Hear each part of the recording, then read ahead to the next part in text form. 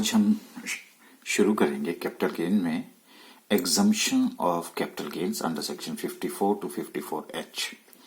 इसको हम 54 एटसेट्रा भी बोल सकते हैं। एटसेट्रा इसलिए बोल सकते हैं क्योंकि इसमें बहुत सारी सेक्शंस जो हैं इन्वॉल्व हैं। जैसा हमने पहले भी आपसे डिस्कस किया था जब हम मास्टर चार्ट बनाते थे कि शॉर्ट टर्म और लॉन्ग टर्म में कौन कौन सी सेक्शंस के अंदर जो है वो एग्जम्पशंस मिलेगी। तो आज मैंने इकट्ठा कर दिया।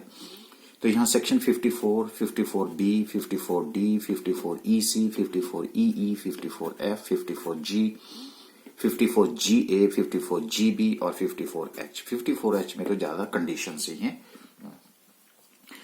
अब इसमें जो मेन इंपॉर्टेंट है वो 54, 54EC और 54GB। बाकी भी इंपॉर्टेंट है लेकिन यह है कि ज्यादा टाइम जो है इन्हीं में हमारा इन्वॉल्व होगा। अब क्वेश्चन राइज होता है कि ये एग्जम्पशंस तो हैं but from where we will get the exemptions. ये एग्जम्पशंस मिलेगी कहां पे? तो दोबारा से मास्टर चार्ट का रेफरेंस लेकर के हम आपसे फिर बात करेंगे। ये हमारे पास है full value of consideration, right, और एक्सपेंसेस ऑन ट्रांसफर उसमें से माइनस कर देते हैं। फिर मेरे पास आ जाता है नेट सेल कंसीडरेशन लेस या तो शॉर्ट टर्म कैपिटल गेन होगा तो कॉस्ट ऑफ एक्विजिशन, अगर लॉन्ग टर्म होगा तो इंडेक्स कॉस्ट ऑफ एक्विजिशन। उसी तरह से अगर आपने इंप्रूवमेंट की है तो ये कॉस्ट ऑफ इंप्रूवमेंट, और अगर शॉर्ट टर्म है, अगर लॉन्ग टर्म है तो उसमें होगा इंडेक्स कॉस्ट ऑफ इंप्रूवमेंट। और इसको माइनस करने के बाद मेरे पास अगर तो शॉर्ट टर्म कैपिटल एसेट है तो शॉर्ट टर्म कैपिटल गेन होगा, और अगर लॉन्ग टर्म कैपिटल एसेट है तो लॉन्ग टर्म कैपिटल गेन होगा। तो अब हमारे पास इस ऊपर जो है वी हैव टू पे the tax on that. So amount, इस अमाउंट के ऊपर वी हैव टू पे द टैक्स। लेकिन अब यहां पे हमारे पास एक अपॉर्चुनिटी है, और वो अपॉर्चुनिटी ये है कि हम यहां पे कुछ एग्जम्पशंस, अगर आपके पास ये अपॉर्चुनिटी है कि इस टैक्स को आप रिड्यूस कर सकते हैं, और रिड्यूस कैसे कर सकते हैं उसके लिए हमारे पास एग्जम्पशंस हैं, जिसको मैंने कहा 54 अंडर सेक्शन 54 एटसेट्रा। एटसेट्रा इसलिए लिख दिया क्योंकि मैं सारे सेक्शंस को अब यहाँ पे नहीं लिख सकता, इसलिए एटसेट्रा वर्ड यूज कर दिया। तो अब we have a opportunity to how we have to reduce the tax. और आपको पता है कि जैसे ही हमारे पास ये रेफरेंस आ जाता है कि अच्छा टैक्स को हम रिड्यूस कर सकते हैं, तो जब रिड्यूस कर सकते हैं तो उस केस में हमें वो चीज जो है वो ज्यादा अट्रैक्ट करती है। तो इसी तरह से आज हमारा जो चैप्टर है वो भी 54H जो एग्जम्पशंस हैं वो हमारे को एक अपॉर्चुनिटी प्रोवाइड कर रहा है कि how we have to reduce the tax on this. अगर ये सेक्शंस के अंदर हमारे पास अगर एग्जम्पशंस आ जाती हैं तो एग्जम्पशंस आने के बाद जो अमाउंट हमारे पास बाकी बच जाएगा फाइनली हम उसी के ऊपर टैक्स पे करेंगे। So this is the finally taxable amount. तो इसका मतलब है कि अब हमें एग्जम्पशंस कहां, ये लॉन्ग टर्म और शॉर्ट टर्म कैपिटल गेन के बाद की जो अपॉर्चुनिटी है उसके ऊपर हम जो है वो फाइनली टैक्स पे करते हैं। तो अल्टीमेटली क्या है हमारे पास, अगर यहां देखें तो हमने जो आपसे प्रैक्टिकल एप्लीकेशन पे की, जो आपका कॉन्फिडेंस बिल्ड किया वो यहीं तक था, और आज हमारा जो एग्जम्पशंस है वो यहां से स्टार्ट होने वाला है। तो अब यहां से जो दो इंपॉर्टेंट पॉइंट्स हमारे पास सामने नजर आए वो ये है कि पहला तो यह है कि because of the exemption 54 etcetera there can never be loss. Simple words है कि exemption 54 etcetera can not exceed long term और शॉर्ट टर्म कैपिटल गेन। जैसे मान लेता हूं कि मेरे पास फुल वैल्यू ऑफ कंसिडरेशन है 1 लाख रुपीज, एग्जम्पशंस हैं मान लीजिए कि 1000 रुपए। अब मेरे पास नेट सेल कंसिडरेशन हो जाता है 99,000।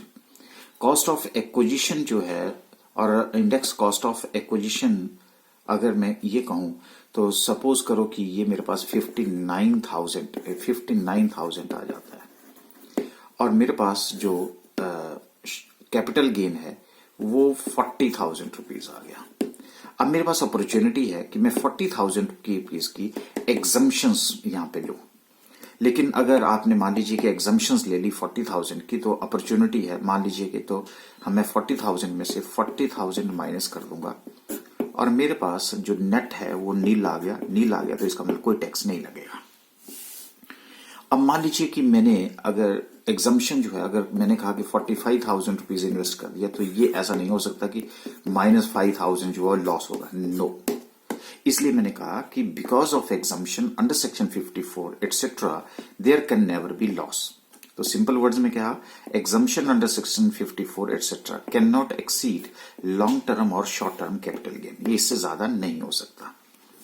Okay, if there is already long-term or short-term capital loss, exemption under section 54 etc. cannot be claimed. आपको मैंने एक इंस्टांस बताया था जब हम आपका कॉन्फिडेंस बिल्ड कर रहे थे। अब मान लीजिए कि यहाँ पे ये 99,000 रुपीज है, राइट। अच्छा, और इंडेक्स कॉस्ट ऑफ एक्विजिशन जो है वो 1,09,000 आ जाता है। तो उस केस में क्या हो गया, आपके पास -10,000 क्या हो गया जी, लॉस हो गया। जब लॉस हो गया तो एग्जाम्पशंस आपको आगे ये वाला जो है वो एग्जाम्पशंस आपको नहीं मिलने वाली। तो सेकंड नोट हो गया, if there is already long term और short term capital loss, exemption under section 54 et cetera can not be claimed, right.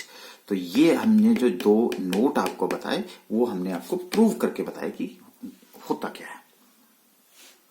अच्छा, अब हमने जब हम सेक्शंस देखते हैं तो स्टूडेंट एकदम से घबरा जाता है कि सर ये सेक्शंस का हमें कैसे पता चलेगा कि ये लॉन्ग टर्म के अगेंस्ट होगा, शॉर्ट टर्म के अगेंस्ट होगा, क्या होगा, कैसे होगा, हम इसको कैसे माइंड में रखेंगे, मेमोराइज कैसे करेंगे। तो ऐसे ही आपकी तरह भी ये स्टूडेंट है जो बोल रहा है कि how to memorise the sections. तो हमने कहा कोई बात नहीं, तो ये जो सेक्शंस हैं 54B, 54D, 54G, 54GA, इनके ऊपर जो आपको एग्जाम्पशंस मिलेगी वो आपको लॉन्ग टर्म और शॉर्ट टर्म कैपिटल गेन दोनों के ऊपर मिलेगी। ठीक है जी, दोनों के ऊपर मिलेगी। आप मास्टर चार्ट पे भी देखें अगर, तो मैंने वहां पे भी आपको डिफरेंशिएट करके बता दिया है।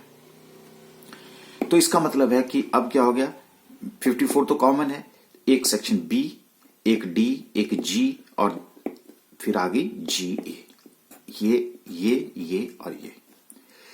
तो हमने कहा कि BDGGA कैसे देखेंगे, हमने कहा बनारसी दास गुप्ता लंबी उम्र GA, ठीक है। तो बनारसी दास गुप्ता GA, B से बनारसी, D से दास, G से गुप्ता और GA। और अगर कोई और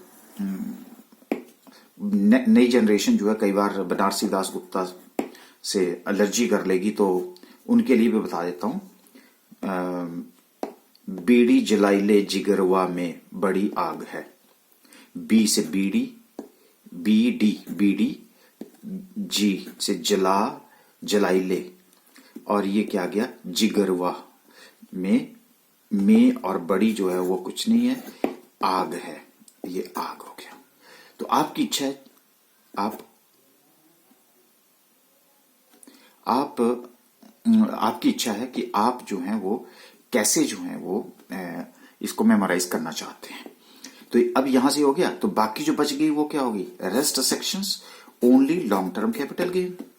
ये आपके पास क्या आ गया, लॉन्ग टर्म और शॉर्ट टर्म दोनों के लिए, और ये आ गया सिर्फ लॉन्ग टर्म कैपिटल गेन में। तो बाकी सेक्शन कौन सी बच गई, अब ये देखिए आपके पास 54, ये लो जी 54, उसके बाद 54B और D जो है वो यहां पे आ चुकी है, 54EC, ये 54EE, 54F और 54G। इनमें अगर लॉन्ग टर्म कैपिटल गेन होगा तभी एग्जम्पशन होगी, अदरवाइज एग्जम्पशन नहीं होगी। जबकि बनारसी दास गुप्ता GA के केस में जो है वो चाहे आपका लॉन्ग टर्म है चाहे शॉर्ट टर्म है, दोनों के ऊपर जो है एग्जम्पशन आपको अप्लाई होंगे। हाँ जी, तो मुझे लगता है कि अब देखिए, अब ये इनका स्माइलिंग फेस हो गया कि अब ये खुश हो गया कि अच्छा ये तो सेक्शंस ही बिल्कुल सिंपल हैं, अब तो कोई दिक्कत नहीं है, अब तो बनारसी दास गुप्ता जी हमारे साथ हैं, तो उस केस में वो सालों साल जिए, हम यही तमन्ना करते हैं, क्योंकि उनकी वजह से तो आज हम सेक्शंस को मेमोराइज कर सके। तो यहां तक बात क्लियर है जी। अच्छा, तो आज सबसे पहले हमारी जो फर्स्ट सेक्शन है, देखिए 54 सेक्शन जो है इसके लिए बहुत टाइम लगेगा। टाइम इसलिए लगेगा क्योंकि जितना ज्यादा टाइम हम 54 के कंसेप्ट को समझने की कोशिश करेंगे उतना ही कम टाइम जो है बाकी में लगेगा। तो इसलिए हम सबसे पहले ज्यादा टाइम जो है, क्योंकि जो कंसेप्ट है वो 54 के साथ जो है वो स्टार्ट होता है, और अगर वो कंसेप्ट आपका, वो थ्योरी अगर आपकी क्लियर हो जाती है तो आपके पास माइंड में एक आउटलाइन बन जाएगी और उस आउटलाइन से बाकी की सेक्शंस को समझना जो है वो बहुत आसान हो जाएगा, राइट। तो चलिए जी, अब हम पहले आज डिस्कस करते हैं सेक्शन 54। ओके, तो हमारे पास जो कैपिटल गेन सेक्शन 54 में जो एग्जम्पशंस आपको मिलेंगी उसमें है capital gain on sale of property used for residence. तो सबसे पहले तो बहुत सारे क्वेश्चंस जो हैं माइंड में आने शुरू हो गए कि जैसे ही आपने सेल ऑफ प्रॉपर्टी कहा और यूज्ड फॉर रेजिडेंस है, तो हमने हर एक बात को बिल्कुल माइन्यूटली क्लियर करके यहां मैंने लिख दिया है। तो सबसे पहले तो क्वेश्चन आया था कि what is the purpose of this section 54। तो capital gain arising on sale of the property, कौन सी property? Which is used for residence is not charge to tax in accordance with this section.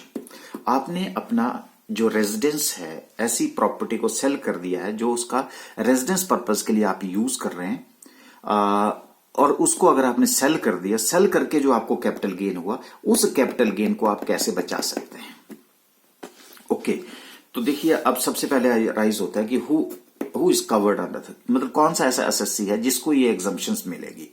तो देखिए ये exemption सिर्फ individual और Hindu undivided family को मिलेगी। तो एग्जामिनर आपको कई बार परेशान करने की कोशिश करता है, अगर मान लो इसने कंपनी लिख दिया तो 54 तो अप्लाई ही नहीं होगा। तो ऐसा नहीं हो कि सारा कंसेप्ट समझने के बाद आपने सीधा एग्जाम्पशन देनी शुरू कर दी। तो सबसे पहले आपने को क्या देखना है, एसएससी कौन है, एसएससी क्या इंडिविजुअल है, एसएससी क्या हिंदू अनडिवाइडेड फैमिली है, कौन है। अगर आपको ये क्लियर हो गया है तो उसके बाद अब कुछ एक कंडीशंस हम आपसे डिस्कस करते हैं।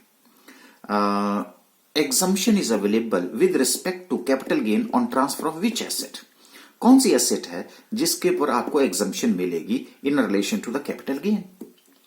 तो एसेट होगी सबसे पहले long term capital asset. Sir ये तो अभी हमने बनारसी दास गुप्ता जीए में भी पढ़ लिया है, बिल्कुल सही बात है। तो अगर आपको वो कंसेप्ट समझ आ गया तो इसका मतलब है कि ये एसेट कौन सी होनी चाहिए, सिर्फ लॉन्ग टर्म कैपिटल एसेट होनी चाहिए। इसमें अगर शॉर्ट टर्म होगी तो वो टैक्सेबल नहीं होगी, उसके ऊपर आपको एग्जम्पशन नहीं मिलेगी। रादर एसेट कौन है, building being a residential house और लैंड अपार्टमेंट देयर टू। कहां पढ़ा था जी हमने land apartment there too? Sir income from house property में। ओके, बहुत अच्छी बात है। इसका मतलब है कि जो कमर्शियल बिल्डिंग जिसमें आप अपना बिजनेस और प्रोफेशन यूज कर रहे हैं, जिस बिल्डिंग को आप अपने बिजनेस प्रोफेशन के लिए यूज कर रहे हैं, वो इस प्रॉपर्टी में उसके ऊपर आपको एग्जम्पशन नहीं मिलेगी, ये ध्यान रखिएगा। तो इसलिए बिल्डिंग बीइंग रेजिडेंशियल हाउस और लैंड अपार्टमेंट ड्यू, तो एक घर और उसकी सराउंडिंग में जो लैंड है, जो कि इंपॉर्टेंट पार्ट है, उसको बोलते हैं हम लैंड अपार्टमेंट ड्यू। अगर किसी को ये बात नहीं है तो इनकम फ्रॉम हाउस प्रॉपर्टी के वीडियो लेक्चर्स देख सकता है, वहां हमने बिल्कुल क्लियर किया है। देन इनकम एक्चुअल और deemed from such asset should be chargeable under the head income from house property. देखो सिंपल सी बात है कि उस हाउस से अगर आपको कोई डीम्ड इनकम है या कोई एक्चुअल इनकम है तो वो जो है टैक्सेबल कहां होनी चाहिए, income from house property. Sir अगर ये बात है तब तो हमें बिल्कुल क्लियर हो गया कि कौन सी प्रॉपर्टी है। इसलिए building used in own business और प्रोफेशन वो इसमें नहीं होगा, लेकिन मैं आपसे डिस्कस कर देता हूं। इसका मतलब क्या हुआ, ये आपकी बिल्डिंग है, आपने बिल्डिंग रेंट आउट कर दी। अब रेंट आउट कर दी, वो चाहे रेजिडेंशियल पर्पस के लिए है, चाहे वो जो टेनेंट है वो उसमें बिजनेस कर रहा है, चाहे वो प्रोफेशन कर रहा है, जो मर्जी करे वो इसमें कवर होगी। सिर्फ इस बिल्डिंग में जो ऑनर है वो ऑनर उसमें अपना बिजनेस और प्रोफेशन ना करे, उसका जो टेनेंट है वो जो मर्जी करे, आपने तो रेंट आउट कर दिया। ये बात कहां से निकल के आई, ये आई from should be chargeable under that, क्योंकि इनकम फ्रॉम हाउस प्रॉपर्टी में ये टैक्सेबल होती है। सिर्फ एक ही इनकम है जो कि टैक्सेबल नहीं होती, और वो है building in which the person is running his own business और प्रोफेशन। वो यहां नहीं होती है, वो हाउस प्रॉपर्टी में नहीं आती। अगर हाउस प्रॉपर्टी में नहीं आती इसका मतलब वो एसेट यहां कवर नहीं होगी। पर सर एक बात और है, क्वेश्चन राइज होता है कि ये मेरा घर है और घर जो है मैं खुद रहता हूं उसमें, उससे मुझे कोई एक्चुअल और डीम्ड इनकम नहीं हो रही है, तो क्या ये कवर होगा? बिल्कुल होगा, क्योंकि ये भी इनकम टैक्स के प्रोविजन के अंडर है और इनकम फ्रॉम हाउस प्रॉपर्टी में इसके ऊपर जो है वो टैक्स लगता है। इसलिए सेल्फ ऑक्युपाइड हाउस जो है वो भी इसी में कवर होगा, इस कंडीशन में कवर होगा। इवन दो इनकम इज नील, चाहे उसकी इनकम नील है चाहे नेगेटिव है, लेकिन है तो हाउस प्रॉपर्टी। तो हाउस प्रॉपर्टी के केस में ये वाले जो कंफ्यूजिंग पॉइंट्स हैं, इसीलिए मैंने यहां पे डिस्कस किए, क्योंकि स्टूडेंट पहले ही कंफ्यूज हो जाता है, क्योंकि वहां तो लिखा है यूज्ड फॉर रेजिडेंशियल। अगर वो बोले कि जी रेजिडेंशियल नहीं कर रहा हूं, मैं कुछ और काम कर रहा हूं, अरे नहीं, तो इसलिए उसको डिफरेंस को मैंने क्लियर करने के लिए आपसे ये बातें डिस्कस करी। अच्छा, ये भी बात हो गया एसएससी, और ये भी बात हो गया कि कौन सी कैपिटल एसेट आ गई। अब आता है conditions for claiming exemption from long term capital gain. वो कौन कौन सी ऐसी कंडीशंस हैं जिसके लिए हमें एग्जम्पशन क्लेम करना है लॉन्ग टर्म कैपिटल गेन में। तो आपने बेचा क्या, अपनी पुरानी अपना जो प्रॉपर्टी थी जो आपके पास थी उसको आपने बेच दिया। ओके, अब एग्जम्पशन लेने के लिए आपको क्या करना पड़ेगा, you have to acquire the new asset.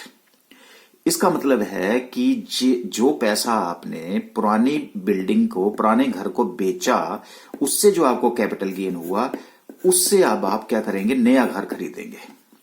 देखते हैं क्या करते हैं ये। तो इसका मतलब new asset should be acquired, आपके द्वारा नई एसेट एक अक्वायर होनी चाहिए। For claiming exemption under this section the assessee should acquire a new asset being a residential house. और उस नई एसेट का नाम क्या है, रेजिडेंशियल हाउस। तो मकान बेचा, मकान लिया, new residential house, whether purchased और कंस्ट्रक्टेड। इसका मतलब है कि आप नया घर परचेज भी कर सकते हैं और कंस्ट्रक्ट भी कर सकते हैं, दोनों ऑप्शन आपके पास दी गई है। चलिए आज समझते हैं इसके लिए बारे में क्या हुआ, ये क्या कह रहे हैं। ये मिस्टर एसएससी हैं, इनके द्वारा क्या किया गया, जो पुरानी बिल्डिंग थी, जो बिल्डिंग जिसके ये ऑनर थे, building being a residential house था, अब हमने डिटेल में पता है, उसको उन्होंने सेल कर दिया। ठीक है, अब सेल करने के बाद उनको हो गया कैपिटल गेन, और उस कैपिटल गेन के ऊपर अब टैक्स लग रहा है, लेकिन टैक्स को बचाने के लिए वो 54 सेक्शन की हेल्प लेना चाहते हैं। तो सेक्शन 54 कहता है कि देखिए, जो आपको पास कैपिटल गेन हुआ है उससे आप या तो एक नया घर खरीद सकते हैं, रेडीमेड घर खरीद लीजिए, या अपना घर जो है वो नया कंस्ट्रक्ट कर लीजिएगा। तो हम आपके एग्जम्पशन में हेल्प करेंगे। ओके, तो इसका मतलब क्या हुआ, मकान के बदले मकान, पुराना मकान बेचा, नया मकान खरीदा, तो आपको क्या मिल जाएगी, एग्जम्पशन। तो आपको 54 सेक्शन क्या बताती है, मकान के बदले मकान। इजी टर्म में आपको समझ आ गया होगा। ओके, लेकिन अब वो कह रहा है कि अगर मुझे ये घर परचेज करना है तो कुछ टाइम लिमिट वगैरह भी होगी कि मैं कब तक खरीद सकता हूं या कब तक कंस्ट्रक्ट कर सकता हूं। बिल्कुल सही बात है। तो उन्होंने कहा कि ये है डेट ऑफ ट्रांसफर।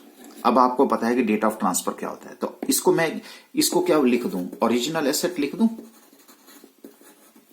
इसको मैंने लिख दिया ओरिजिनल एसेट और इसको लिख दिया मैंने न्यू एसेट। ठीक है जी, अब आपका ये न्यू एसेट का कंसेप्ट भी क्लियर हो जाएगा। अब जो नया घर है वो आप न्यू एसेट जो है वो, अब मैं यहां पे नया घर ही बोलूंगा, न्यू रेजिडेंशियल हाउस ही बोलूंगा, वो कब तक करें, तो जो डेट आपकी ट्रांसफर की होगी, मान लो ये डेट ऑफ ट्रांसफर है, ठीक है। अब जब डेट ऑफ ट्रांसफर आ गई तो आपके पास कैपिटल गेन भी आ गया।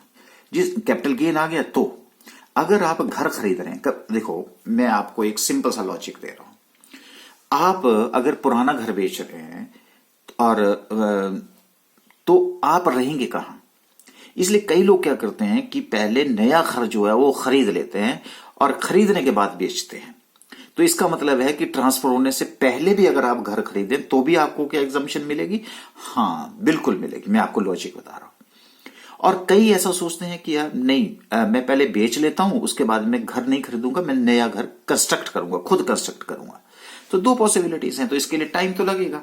तो इसलिए जब टाइम लगेगा तो उन्होंने हमें, इनकम टैक्स एक्ट ने भी टाइम दे दिया। क्या दिया, कहता है अगर आप घर खरीद रहे हैं तो डेट ट्रांसफर होने से 1 साल पहले, 2 साल बाद, 1 साल पहले 2 साल बाद, इस पीरियड के दौरान अगर आपने नया घर परचेज कर लिया, then you are eligible for exemption, तो आपको एग्जम्पशन मिल जाएगी। ठीक है जी। तो परचेज में क्या हुआ, 1 साल पहले 2 साल बाद, किस डेट से, डेट ऑफ ट्रांसफर से। तो asset purchase 1 year before, asset purchase 2 years after, कौन see before, date of transfer से, और इससे बाद। और अगर मान लो आप नया घर बनाना चाहते हैं तो आपको एसेट कंस्ट्रक्टेड 3 ईयर्स आफ्टर, तो फिर आपने डेट ऑफ ट्रांसफर, क्योंकि कंस्ट्रक्शन तो बाद में ही होगी, पहले तो नहीं हो रही है, इसलिए आपने 3 साल बाद तक आप नया घर बना सकते हैं, तो आपको एग्जम्पशन मिल जाएगी। ओके, तो क्या हो गया जी, अगर आप घर खरीद रहे हैं तो 1 साल पहले, 2 साल बाद, और अगर आप घर बना रहे हैं तो 3 साल बाद। ये टाइम पीरियड आपको दे दिया गया कि अगर, तो इसका मतलब हुआ घर के बदले में घर, तो आप नया घर खरीदिए, लेकिन कब खरीदिए? 1 ईयर बिफोर, 2 ईयर्स आफ्टर। अगर आप कंस्ट्रक्शन करना चाहते हैं तो 3 ईयर्स आफ्टर। बस ये जरा आपने मायने में रखना, इनको कंफ्यूज नहीं करना। इसमें भी 3 साल दिए, वैसे इसमें भी 3 साल दिए, लेकिन फर्क इतना ही है, ये 1 ईयर्स बिफोर है, 2 ईयर्स आफ्टर है, and this is 3 years after है। अच्छा जी, अब मुझे लगता है कि यहां तक आपका पॉइंट जो है वो थोड़ा सा क्लियर हो गया कि मकान बेचिए, मकान खरीदिए और एग्जम्पशन लीजिए अंडर सेक्शन 54 के अंडर जो है अब आप क्या कर सकते हैं, एग्जम्पशंस ले सकते हैं। ओके, अब देखिए, अब आपसे हम एक और अमेंडमेंट हुई है हमारे पास, वो क्या हुई है? There is amendment by the finance act 2019। Okay, उन्होंने क्या क्या किया वो अब हम आपसे डिस्कस करते हैं कि अगर आपके पास मान लो लॉन्ग टर्म कैपिटल गेन है, और जो लॉन्ग टर्म कैपिटल गेन है that does not exceed 2 crore. जो लॉन्ग टर्म कैपिटल है 2 करोड़ से ज्यादा नहीं है, और एक है 2 करोड़ से ज्यादा अगर आपके पास हो रहा है। इससे पहले क्या होता था कि आप सिर्फ एक ही घर जो है वो खरीद सकते थे। अगर खरीद सकते तो आपको एग्जम्पशन मिलती थी। अगर आपने कहीं 2 खरीद दिए, 3 खरीद दिए, तो जो एग्जम्पशन है वो विड्रॉ हो जाती थी। लेकिन अब वही अमेंडमेंट कर दी गई, क्या की गई कि if the long term capital gain does not exceed 2 crore, तो क्या हुआ, investment can be done in the purchase और construction of 2 residential house properties. लेकिन ये लाइफ में एक ही बार, नहीं तो लोग मिस यूज करना शुरू कर देंगे। जिंदगी में आपको एक ही बार दिया जाएगा कि आप 2 घर जो हैं वो खरीद सकते हैं, आपको एग्जम्पशन मिल जाएगी। लेकिन अगर आपका 2 करोड़ से ज्यादा है तो investment can be done only in the purchase और कंस्ट्रक्शन ऑफ 1 रेजिडेंशियल हाउस। तो जो हमारी पुराना कंसेप्ट था, तो इसलिए यहां पे अब आपने ये ध्यान रखना, न्यूमेरिकल में कहीं 2 करोड़ है और 2 घर जो है, तो 2 घर तक आपको एग्जम्पशन मिल जाएगी। अगर ये 2 करोड़ से ज्यादा है तो सिर्फ एक ही घर के ऊपर एग्जम्पशन मिलेगी। तो यहां पे आ रहा है कि व्हाट टू इन्वेस्ट। तो सिंपल सी बात है कि क्या इन्वेस्ट करोगे? क्या full value of consideration invest करोगे? Full value of consideration invest करोगे? तो आपने कहना नो, क्योंकि अभी अभी हमने पढ़ा है कि कैपिटल गेन के ऊपर मिलती है एग्जम्पशन, ना कि फुल वैल्यू ऑफ कंसिडरेशन। मैं जान करके, क्योंकि आगे कहीं पे इसका रेफरेंस आएगा, इसलिए मैंने आपसे ये पॉइंट यहां पे रेस कर दिया। तो क्या इन्वेस्ट करना है? Full value of consideration invest करना है या लॉन्ग टर्म कैपिटल गेन? हमने कहा लॉन्ग टर्म कैपिटल गेन, तो इसलिए कहा यस। जैसे इसका मतलब है नेट सेल कंसिडरेशन 1 करोड़ है और उस घर का जो कॉस्ट ऑफ एक्विजिशन था वो 40 लाख था, तो लॉन्ग टर्म कैपिटल गेन जो था वो कितना हुआ? 60 लाख। अब आपको जो एग्जम्पशन मिलेगी तो वो एग्जम्पशन मिलेगी अगर आप नया घर खरीदते हैं। तो नया घर खरीदेंगे तो अब आपको क्वेश्चन राइज होता है कि ये इसके ऊपर मिलती है एग्जम्पशन कि इसके ऊपर मिलती है? तो मैंने क्या कहा, इसके ऊपर मिलेगी, ना कि इसके ऊपर, इसलिए नो बोला। तो अगर आपने 60 का 60 लाख रुपए जो लॉन्ग टर्म कैपिटल गेन हुआ था, अगर आपने 1 साल पहले, 2 साल बाद के अंदर जो है नया घर अगर आपने 60 लाख का ले लिया, तो आपका 60 लाख रुपए एग्जम्प्ट हो जाएगा। अब आपको टैक्स नील देना पड़ेगा, क्योंकि अंडर सेक्शन 54 यही बोलता है, मकान बेचो मकान खरीदो। तो ये भी हम क्या बोल रहे हैं? Residential house. ये भी क्या बोल रहे हैं हम? रेजिडेंशियल हाउस खरीद लो। ठीक है जी। अब लेकिन अब क्वेश्चन राइज होता है कि क्वांटम ऑफ एग्जम्पशन कितना होगा? मैं अभी बताता हूं आपको। मान लो अगर आपका लॉन्ग टर्म कैपिटल गेन है 20 लाख रुपए, अब आपको पता है लॉन्ग टर्म कैपिटल गेन, और आपने इन्वेस्टमेंट इन न्यू रेजिडेंशियल हाउस प्रॉपर्टी भी कितनी कर दी? 20 लाख रुपए। तो एग्जम्पशन भी कितनी हो जाएगी? 20 लाख रुपए। तो टैक्स किसके ऊपर देना पड़ेगा? नील के ऊपर। सारे नील हो गए। अगर लॉन्ग टर्म कैपिटल 20 लाख रुपए है, इन्वेस्टमेंट आपने सिर्फ 10 लाख की करी, तो अब आपको 20 में से 10 लाख माइनस करना पड़ेगा, 10 के ऊपर क्या देना पड़ेगा? टैक्स। तो एग्जम्पशन 10 की, तो टैक्सेबल कितना हो गया? 10 लाख। इसके ऊपर टैक्स दो। अगर मान लो आपके पास लॉन्ग टर्म कैपिटल गेन है 20 लाख रुपए का, इन्वेस्टमेंट आपने कर दी 30 लाख रुपए की, तो क्या होगा? तो क्या होगा? ये 20 है, 30 है, तो क्या होगा? लॉस तो हो नहीं सकता, तो यहां पे नील होगा। पर एग्जम्पशन आपको किसकी मिलेगी? सिर्फ 20 की मिलेगी, जितना आपने इन्वेस्ट किया है। ठीक है जी। तो इसका मतलब है कई बार ये तो मैं लॉजिक मैंने आपको बता दिया, जिसका कंसेप्ट क्लियर हो गया वो तो क्लियर हो गया। लेकिन अगर कोई ऐसा है कि जो रट्टा मारू जिंदाबाद है, तो इसमें से और इसमें से which ever is less that is accepted. आप देखो यहां से यहां, ये यहां से यहां, तो कौन है लेस? 20। 10 यहां और यहां में से कौन है लेस? 20। तो 20 एक्सेप्ट हो गया। तो उनके लिए जो सिर्फ क्रैम कर सकते हैं, अदरवाइज जिसका कंसेप्ट क्लियर है उसके लिए हमने आपको पहले ही बता दिया कि ये अमेंडमेंट आपने माइंड में रखनी है। ओके, अच्छा, अब हम थोड़ा सा और आगे बढ़ते हैं, सिचुएशन लेकर के चलते हैं, फिर आपका और क्लियर हो जाएगा। ये मिस्टर ए हैं, राइट। उन्होंने क्या किया कि एक जो उनका घर था, उन्होंने एक हाउस प्रॉपर्टी परचेज करी थी ऑन 1 अप्रैल 2001। 2001 है तो CII कब का लगेगा? 2001-2002 का, राइट। अच्छा, इन्होंने वो घर 5 लाख का खरीदा था 2001 में। अब उन्होंने क्या कर दिया, इसको सेल कर दिया at the rate of 60 lakh rupees. कब किया? 15/10/2019 को। इसका मतलब CII कब का लगेगा? क्योंकि 1 अप्रैल है तो किस में गया? 19-20 में गया। 60 लाख में मिस्टर बी को उन्होंने सेल कर दिया। ठीक है जी। अगर हमने ये कर दिया तो इसका हम कैपिटल गेन कंप्यूट करें तो 19-20 असेसमेंट ईयर कौन सा हो गया जी? 20-21 हो गया। ठीक है। अब पहले क्वेश्चन आ था कि पीरियड ऑफ होल्डिंग क्या है। सर उन्होंने 1 अप्रैल 2001 में खरीदा और बेचा जाके 19, तो 1 अप्रैल 2001 से लेकर के 14/10/2019, इट मींस बिल्डिंग जो है वो कितना होता है जी? 2 ईयर्स, 24 मंथ्स होते हैं, राइट। अगर 24 मंथ्स होते हैं तो इसका मतलब है कि ये वाली जो एसेट है ये कौन सी है? लॉन्ग टर्म कैपिटल एसेट है।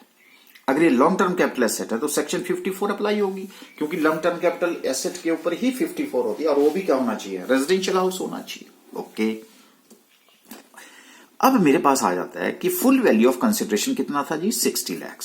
एक्सपेंसेस और ट्रांसफर नील। नेट सेल कंसिडरेशन कितना हो गया? 60 लाख ही। ओके, अब क्या हुआ? ये लॉन्ग टर्म कैपिटल गेन है तो कौन सा कॉस्ट लेस होगा? Index cost of acquisition.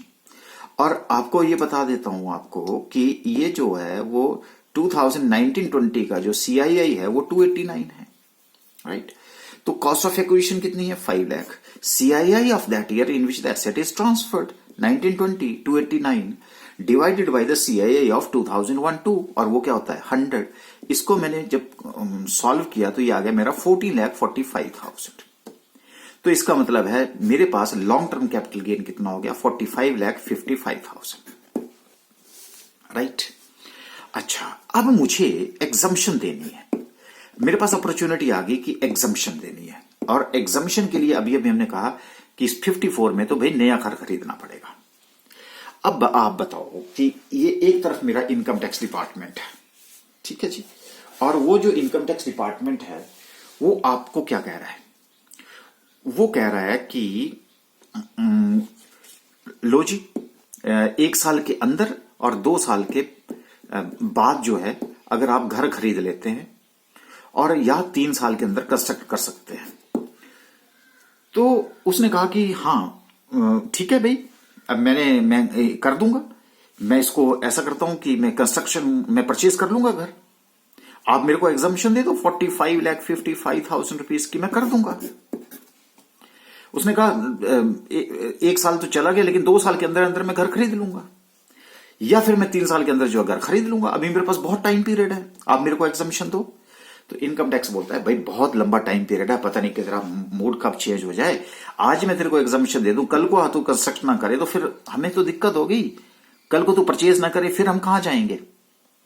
तो फिर क्या हुआ कि अब दोनों के बीच, दोनों अपनी अपनी जगह ठीक है, एक बोलता है मेरे को टाइम पीरियड मिला, दूसरा कहता है कि मुझे क्या पता।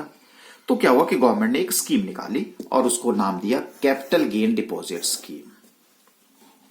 अब वो स्कीम क्या है वो समझ लेते हैं, कैपिटल गेन डिपॉजिट स्कीम क्या है, और उसने ये सोल्यूशन निकाल दिया।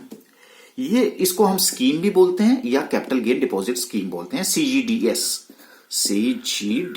बोलते हैं, कैपिटल गेन डिपॉजिट स्कीम बोलते हैं।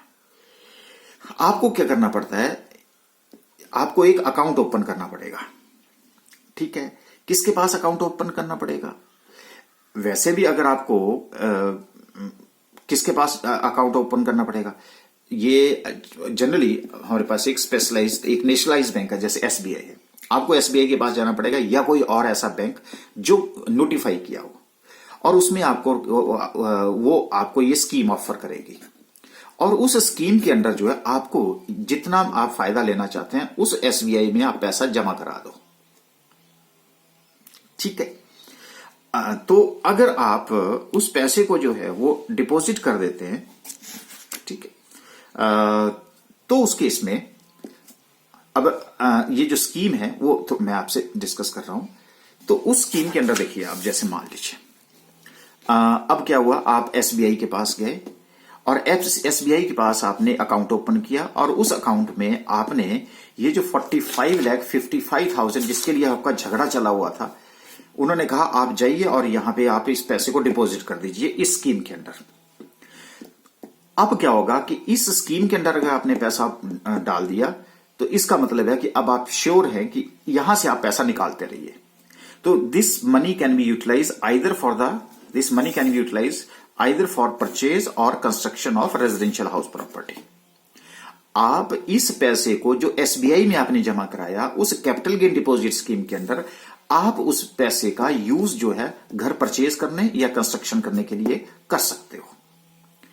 ओके, तो इसका मतलब क्या हुआ, अब आप जब पैसे का आपने यहां पे डिपॉजिट कर दिया, अब आपके पास कितना टाइम मिल गया, 19। ठीक है, तो इसका मतलब है 3 साल तक आप अगर इसका यूटिलाइजेशन कर सकते हो तो ठीक है जी।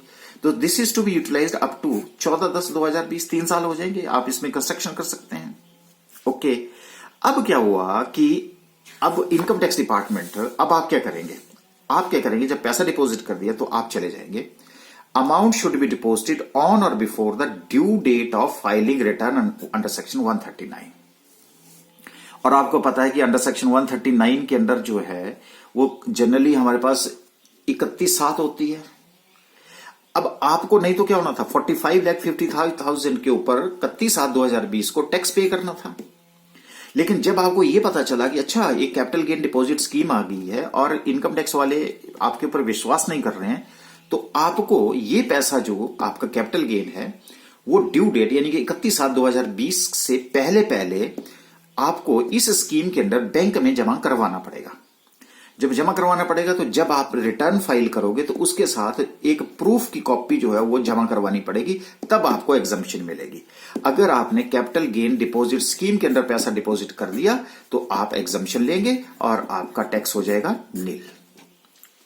अब इससे क्या फायदा हुआ, इससे फायदा हुआ एक तो इनकम टैक्स आपका चौकीदारी करने 3 साल के लिए आपकी चौकीदारी नहीं करेगा। दूसरा, आपने ये कर दिया कि मैंने पैसा जमा करा दिया और जब भी अब इनकम टैक्स डिपार्टमेंट ने आपको चेक करना होगा तो सीधा वो एसबीआई के पास जाएगा। अब आप बोलेंगे सर वो एसबीआई से पैसा निकाल लेगा और कहीं और डाल देगा, नहीं। इस स्कीम के अंदर ऐसा होता है कि जो बिल्डर होता है उसके नाम का चेक हो जाएगा। अगर आपने मटेरियल खरीद रहे हैं तो किससे आप सीमेंट ले रहे हैं, किससे आप जो आयरन रॉड्स ले रहे हैं, किससे लेबर दे रहे हैं, उन सबको जो पेमेंट होगी वो चेक के थ्रू होगी। जब चेक के थ्रू होगी तो एसबीआई के पास ऑटोमेटिकल रिकॉर्ड अपडेट होता रहेगा। जब अपडेट होता रहेगा तो आपका जो पैसा है वो 14/10/2022 तक ये खत्म हो जाना चाहिए। अब मान लो कि अब 22 आ गई, ठीक है जी, यहां पहुंच जाते हैं जी हम 14/10/2022 को। अब इनकम टैक्स वाले क्या करेंगे, आपको पूछेंगे, हाँ जी बताइए जी 45,55,000 रुपए जिसकी आपने एग्जम्पशन ले रखी थी, आपने क्या किया। सर वो बोलेगा सर फुली यूटिलाइज्ड, प्रूफ है, हाँ जी, ओके, इसका मतलब आपकी एग्जम्पशन जो दिए रखी थी वो वैलिड रही, अब हमें उसकी कोई परेशानी नहीं है।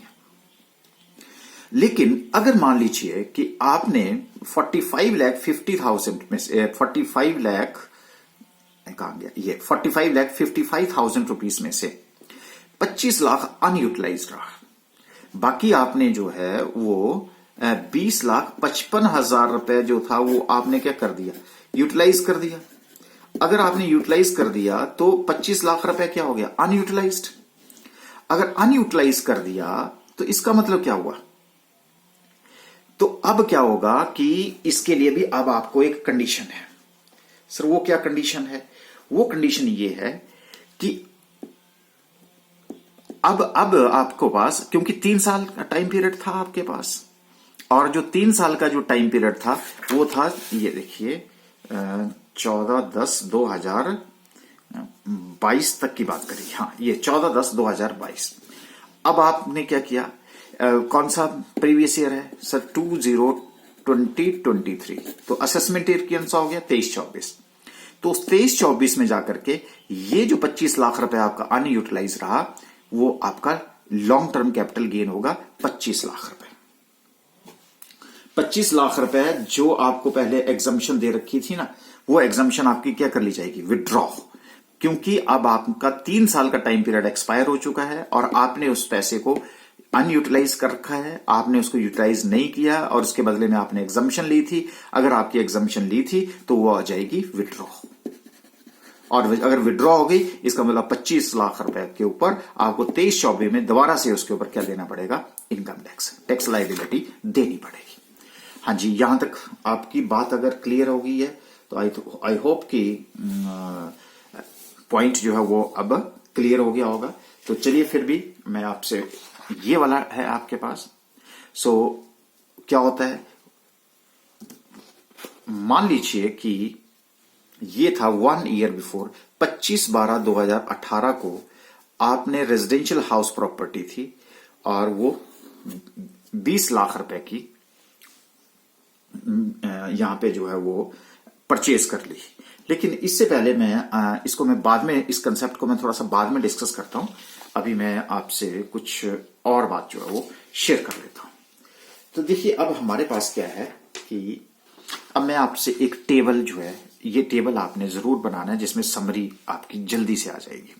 जो जो अभी हमने पढ़ा वो आपके माइंड में चला जाएगा, तभी तो डिस्कशन के लिए ज्यादा टाइम लगेगा, लेकिन इस टेबल को भरने के लिए आसान रहेगा और ये आपकी समरी आ जाएगी। तो सेक्शन 54 एसएससी कौन होगा जी, इंडिविजुअल हिंदू अनडिवाइडेड फैमिली, समझ आ गया जी। नेचर ऑफ कैपिटल एसेट कौन होनी चाहिए, long term capital asset. Asset कौन सी ट्रांसफर होनी चाहिए, रेजिडेंशियल हाउस। और इन्वेस्टमेंट किस में होनी चाहिए, न्यू रेजिडेंशियल हाउस प्रॉपर्टी। मकान बेचा, मकान खरीदा। टाइम लिमिट क्या होगा, purchase 1 year before, 2 years after, और अगर कंस्ट्रक्शन कर रहे हैं तो 3 years after. Capital gain deposit scheme समझ आ गई, आप ये लिख सकते हैं, हाँ यस एप्लीकेबल है। Amount of exemption, cost of new asset of the residential house और capital gain whichever is lower, whichever is less, ये भी पढ़ा। और सर लास्ट का है लॉक इन पीरियड 3 ईयर्स। ये क्या चीज होती है, ये 3 ईयर्स लिख लिया अभी आपने, लेकिन अब मैं इसको समझाना पड़ेगा, तब जाकर के हम बात करते हैं। ओके, ये था जी जो हम बात कर रहे थे, व्हेन इज एग्जम्पशन विड्रॉन। ये देखिए अब मैं आपसे ये शेयर करता हूं। ये थे मिस्टर ए, उन्होंने हाउस प्रॉपर्टी 5 लाख में अक्वायर करी 1 अप्रैल 2001। उन्होंने सेल कर दी मिस्टर बी को at the rate of 60 lakhs on 15/10/2019 को।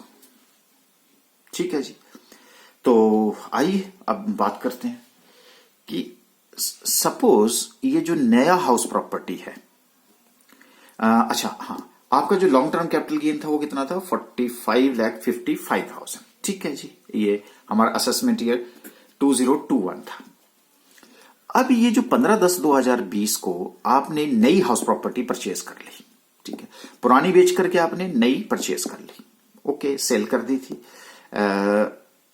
ये 15/10/2019 को, और उसके बाद आपने क्या ले ली, एग्जम्पशन ले ली। नया हाउस प्रॉपर्टी आपने 15/10/2020 को ले ली। अब आप क्या कर सकते हैं कि 15/10/2020 से लेकर के जो नई प्रॉपर्टी है उसके बाद 3 साल कब होंगे सर, 14/10/2023 होंगे।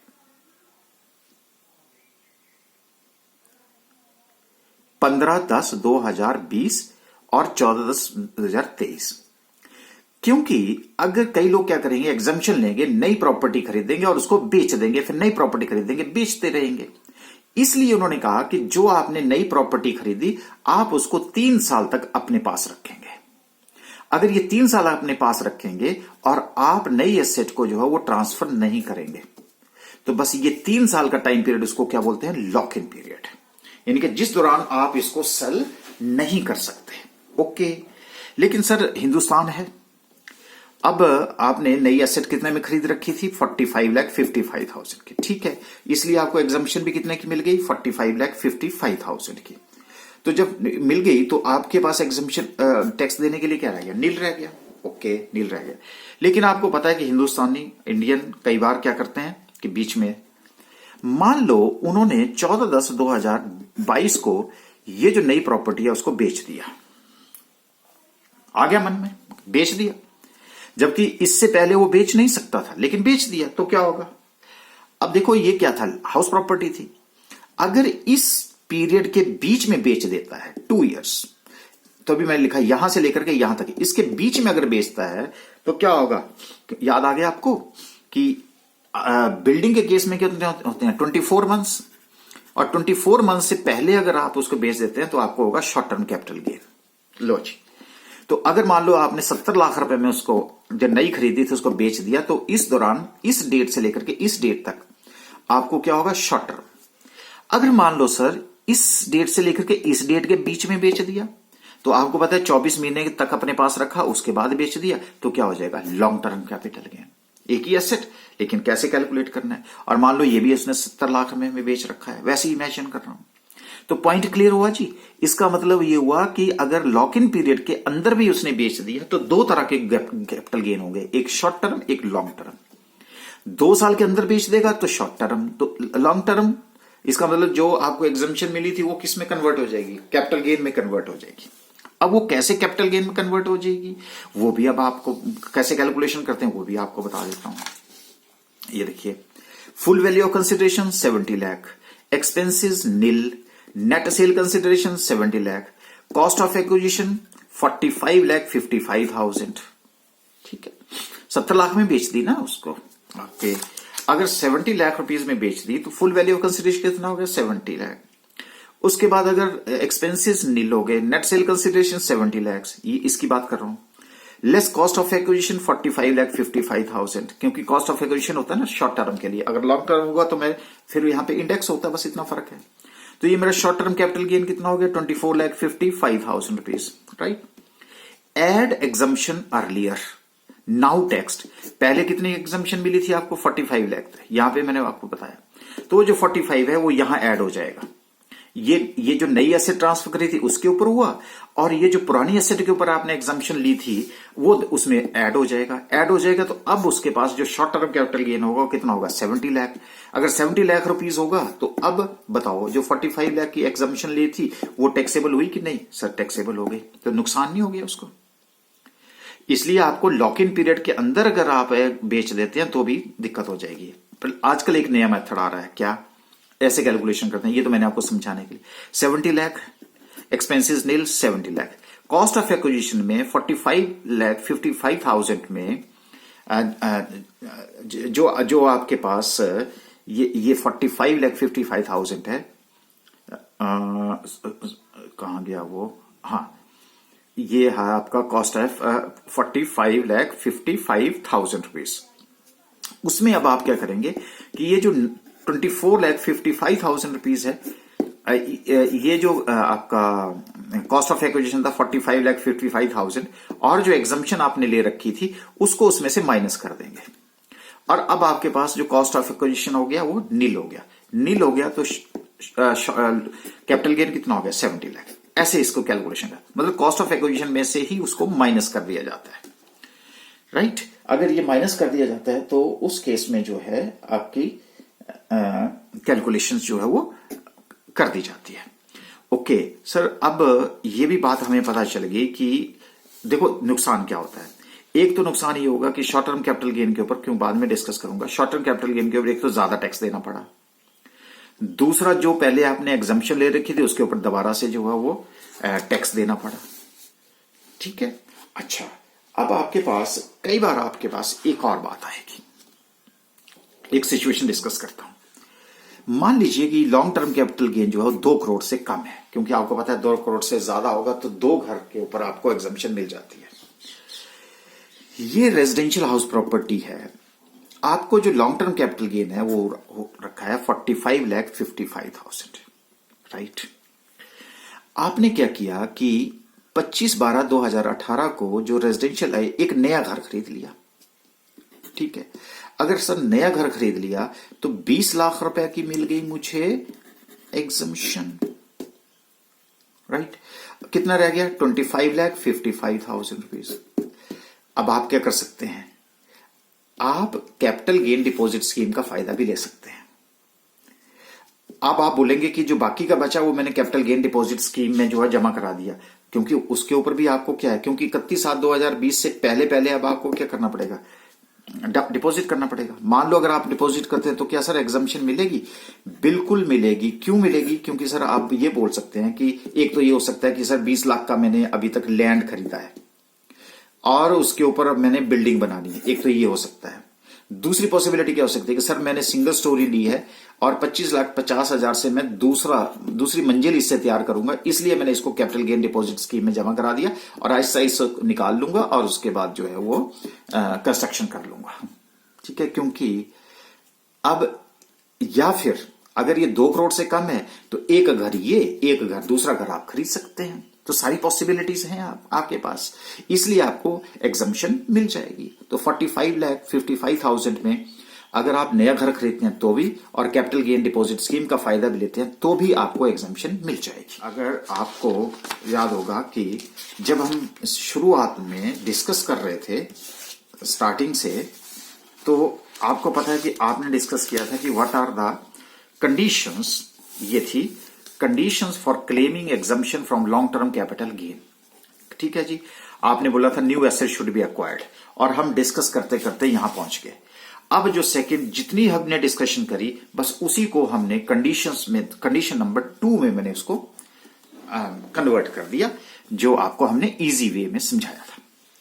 तो क्या कहा, amount, condition for claiming exemption, amount should B deposit in the scheme of deposit. समझ आ गया आपको? बिल्कुल। When the specified period in order to claim exemption from capital gain within the specified period, बिल्कुल।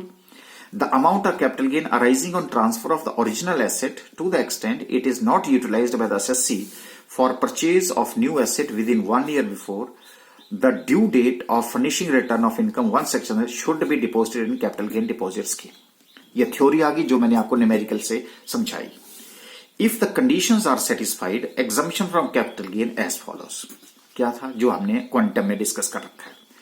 Amount of capital gain is greater than cost of the new asset, capital gain charged to tax, that is capital gain minus cost of new asset। Amount of capital gain is lesser than the cost of the new asset or equal to, then capital gain charged to tax is nil, right। The amount deposited within the specified time limit is deemed to be utilized for acquiring new asset। Therefore, the cost of new asset is equal to, जो अभी आपको बात करी, amount already utilized plus amount deposited deemed to be utilized under the scheme, जो आपने capital gain deposit scheme में जमा करा दिया है। उन दोनों को मिलाकर के आपको क्या मिल जाएगी, एग्जम्पशन मिल जाएगी। तो अब मुझे लगता है कि अब आपका ये जो टेबल था वो फटाफट से, एसएससी कौन है, individual HUF, nature of capital gain long term, residential house बेचना है, रेजिडेंशियल हाउस खरीदना है, टाइम लिमिट है 1 ईयर बिफोर, 2 इयर्स आफ्टर अगर परचेज करते हैं, कंस्ट्रक्शन करते हैं 3 ईयर आफ्टर करते हैं। क्या आप कैपिटल गेन डिपॉजिट स्कीम का फायदा ले सकते हैं? यस, एप्लीकेबल है इसके ऊपर। क्या अमाउंट ऑफ एग्जम्पशन है? बिल्कुल है, कॉस्ट ऑफ न्यू एसेट और capital gain whichever is lower. और सर लॉक इन पीरियड, हाँ जी समझ आया जी आपको लॉक इन पीरियड क्या होता है। नई एसेट को आप इमीडिएटली नहीं बेच सकते, आप 3 साल तक जो है उसका वेट करना पड़ेगा, तब जाकर के आप उस नई एसेट को बेच सकते हैं। अगर नहीं करेंगे तो कंसिक्वेंसेस आपके सामने थे, उसके ऊपर क्या लग जाएगा, टैक्स लग जाएगा। तो इस तरह से ये थी मेरी सेक्शन 54, जिसके ऊपर हमने आज डिटेल में डिस्कशन कर ली। बस उसी लाइंस पे अब हम बाकी की एग्जम्पशंस को भी डिस्कस करेंगे। उसके लिए आपको नेक्स्ट लेक्चर का इंतजार करना पड़ेगा।